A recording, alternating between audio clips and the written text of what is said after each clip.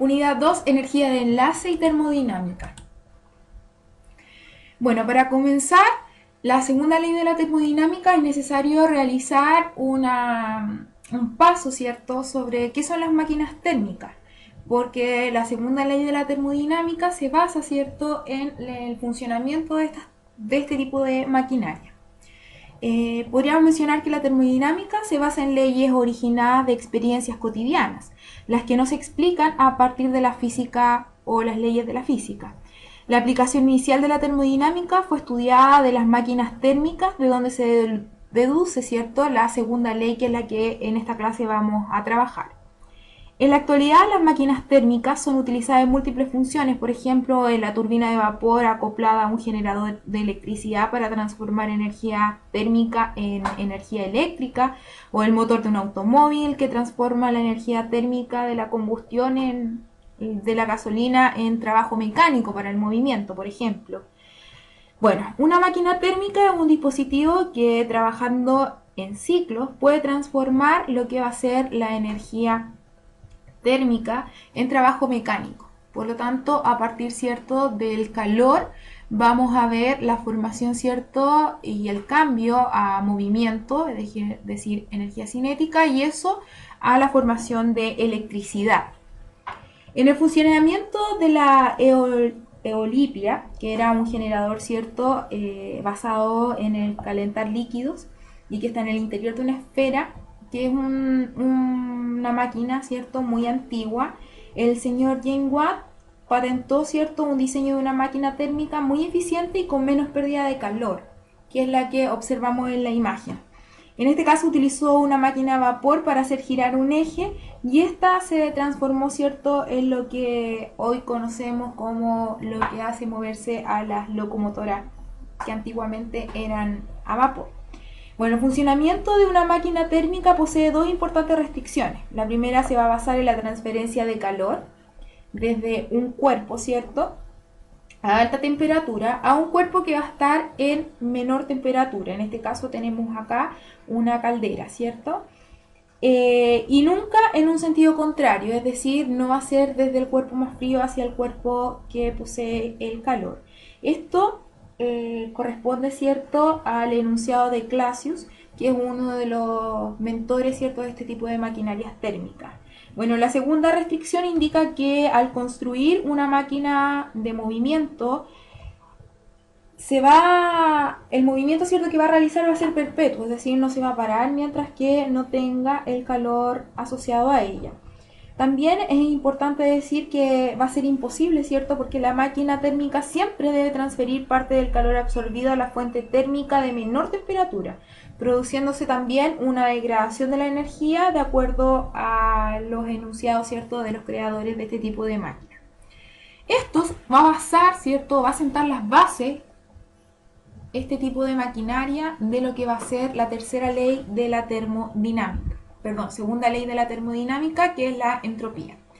Si nosotros analizamos el significado, ¿cierto?, de entropía, está relacionado con el nivel de desorden que van a tener cada una de las estructuras. Por ejemplo, si nosotros observamos el hielo, el nivel de desorden es mínimo de las moléculas que lo conforman. En el caso del agua, la entropía es un poco mayor, y en el caso del vapor de agua, ¿cierto?, el nivel, ¿cierto?, de desorden ya es mayor. Por lo tanto, podemos decir que en un gran número de casos, ¿cierto?, las reacciones que ocurren de manera espontánea son exotérmicas, es decir, liberan energía. También van a existir transformaciones endotérmicas que son espontáneas, como por ejemplo la evaporación de un líquido o la fusión de un trozo de hielo. Pero no todas las reacciones espontáneas que observamos en lo cotidiano son exotérmicas.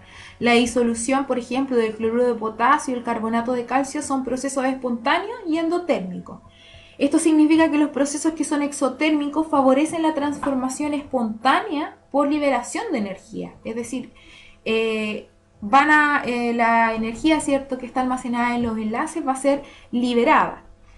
Esto va a significar, por lo tanto, que va a favorecer una transformación, ¿cierto?, espontánea por la liberación de la misma energía, pero este no va a ser un criterio exclusivo para poder predecir la espontaneidad de una reacción, debido a que la dirección del cambio natural o espontáneo también va a depender de la entropía. Por lo tanto, en este caso podríamos decir que la entropía va a corresponder, ¿cierto?, a la desorganización, que es una situación completamente frecuente en los sistemas termodinámicos. Por ende, los estados desordenados son energéticamente más favorables que los sistemas ordenados, por razones estadísticas. La termodinámica o termoestadística, ¿cierto?, es la tendencia general a alcanzar estados de mayor desorden. Esto es lo que se va a definir mediante el concepto de entropía.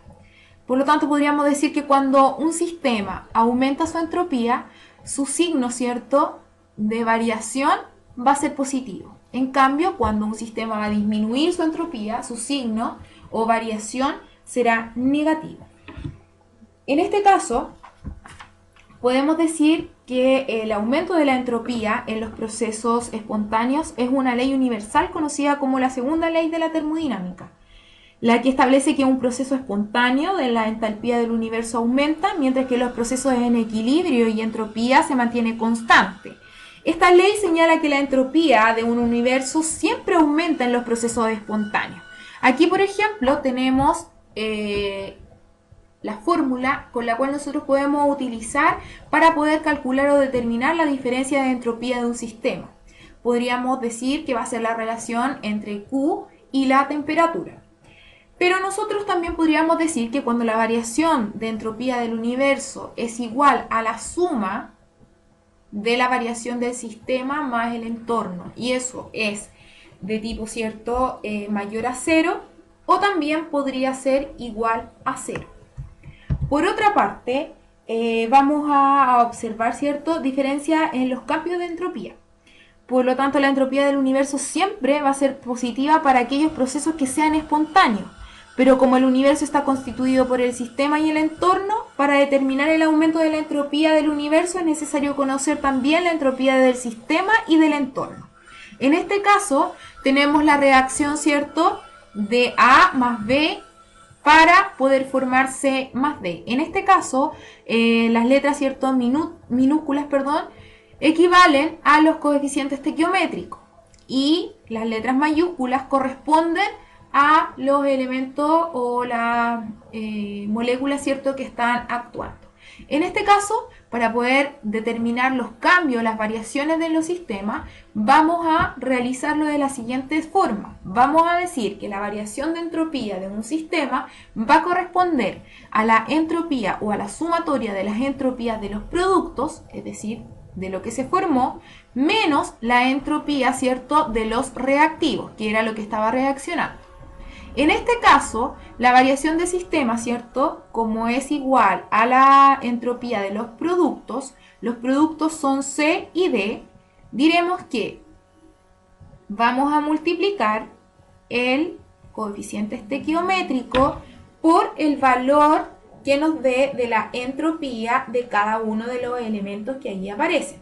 Por lo tanto, en el caso de los productos, dijimos que existían C moles del compuesto C. Entonces vamos a colocar C por el valor que nos den en esta tabla de entropía estándar del compuesto C.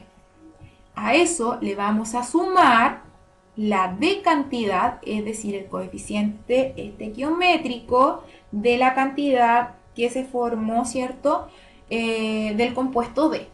¿Ok? Y el valor, ¿cierto?, de la entropía de D la buscamos en la tabla de los valores de entropía estándar.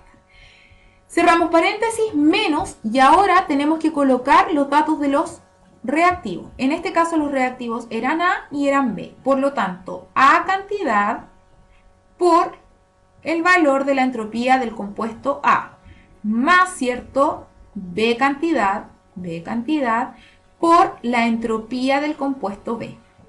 En este caso, como yo les mencionaba, en esta tabla que aparece acá, van a existir y van a estar representados cada uno de los valores de la entropía estándar. ¿Por qué se denomina como entropía estándar? Porque están calculados a 25 grados Celsius de temperatura y a 1 bar de presión. Entonces, en base a esto, nosotros vamos a poder resolver ciertos ejercicios. Por ejemplo, en este nos indican que debemos determinar el cambio de entropía para la siguiente reacción. Entonces nos dicen que dos moléculas de NH3 en estado gaseoso reaccionan formando una molécula, recuerden que aquí cuando no hay coeficiente estequiométrico significa que hay un 1, una molécula de N2 en estado gaseoso más 3 moléculas de H2 también en estado gaseoso. A partir de estos datos nosotros tenemos que aplicar la fórmula, es decir, la variación de entropía del sistema es igual a la variación, ¿cierto?, de entropía de los productos menos la entropía de los reactantes. Esta es la reacción, que es la misma que está aquí arriba, ¿cierto? La escribimos y necesitamos saber si esa reacción está en equilibrio o no. Para eso necesitamos saber cuántos nitrógenos hay, cuántos hidrógenos hay, tanto en los productos, y también en los reactantes. Por ejemplo, para el nitrógeno tenemos aquí 2 nitrógenos. Acá tenemos 2 nitrógenos. En el caso del hidrógeno tenemos 2 por 3, serían 6 hidrógenos. Y acá tendríamos 3 por 2, 6. Por lo tanto, la reacción está equilibrada y podemos proceder a lo que va a ser el cálculo de la entropía. Si una ecuación no está equilibrada, lo primero que debemos hacer es equilibrarla y luego realizar los cálculos. Por lo tanto, teniendo la tabla de valores, nosotros vamos a poder aplicar la fórmula que está acá porque ya vamos a saber los valores de cada uno de los compuestos. Entonces, al aplicarla diremos que la entropía del sistema va a ser igual a la entropía, ¿cierto?, del nitrógeno. En este caso el nitrógeno solamente existía una molécula, por eso colocamos inmediatamente esto, más 3 veces, porque existen 3 moléculas de H2, por la entropía de H2. A eso le vamos a tener que restar el reactante, que en este caso existían 2 moléculas de reactante, por la entropía del reactante, que en este caso es el NH3. Y ahora reemplazamos. La entropía del sistema va a ser igual a, una vez, ¿cierto?, la entropía del N2. Entonces, vamos a la tabla y buscamos el N2 en estado gaseoso. Acá está el N2 en estado gaseoso y me dice que su entropía es de 191,5 kJ/mol. Entonces, esos 191,5 kJ/mol los colocamos acá. ¿Ya? Entonces, 191,5 joule, ¿cierto?, mol Kelvin. Más, en este caso tenemos un 3, entonces colocamos el 3, abrimos paréntesis y tenemos que buscar ahora la entropía del H2. En este caso el H2 en estado gaseoso su entropía era de 130,6, por lo tanto 130,6 joule dividido mol por Kelvin. Cerramos. Aquí están listos, ¿cierto?, para poder calcular la entropía de los productos.